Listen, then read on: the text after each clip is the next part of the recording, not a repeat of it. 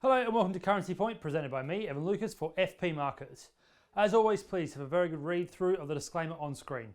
Everything in this video is general in nature, none of it should be relied upon as any form of personal advice.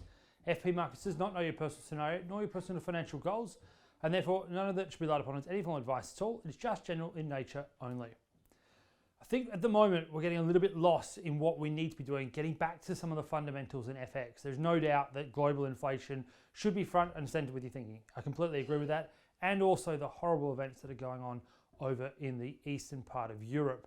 However, there is certainly some signs that fundamentals are still the biggest drivers in FX, and I want to start therefore with dollar yen, something that we've been talking about for the last 6 months and will continue to talk about, because the carry trade is only going to get bigger with what the Bank of Japan is now talking about. Kuroda wants to weld the 10-year Japanese government bond at 0.25 of 1% and is willing to basically do almost unlimited QE to keep it there. That is incredibly cheap when you've got a steepening yield curve going on over in the States, and real yields are what Japanese investors chase. It's why you've seen it go from 104 at the end of last year, or more likely October last year, to where we are now in the 120s and still going.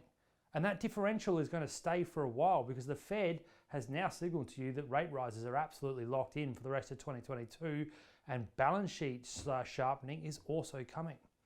Then to the flip side, you look at something like the euro, and euro dollar is an interesting one. The Ukraine crisis has certainly caught up with it. It's pushed it down quite significantly, and there are decent negatives on the euro side from differentials. However, inflation in the eurozone is at 6.7%, and that has already caused the board to finally fall out of bed and wake up that its QE program is too much. Now, there's some issues with this. The periphery may have some problems around credit, particularly those that want to run some deficits to try and keep their economies moving. But in the main, the other part of it is that their three main interest rates are probably now being threatened with rate rises.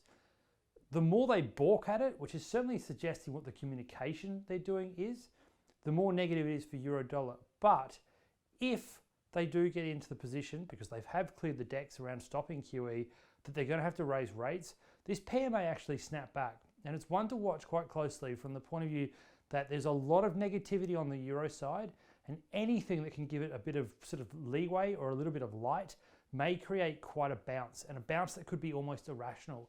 And that's why I think you need to watch euro dollar rather than anything else, because there's certainly a positive differential from the US dollar side, negative from the euro, but there are signs that it could snap and snap quickly if things were to change.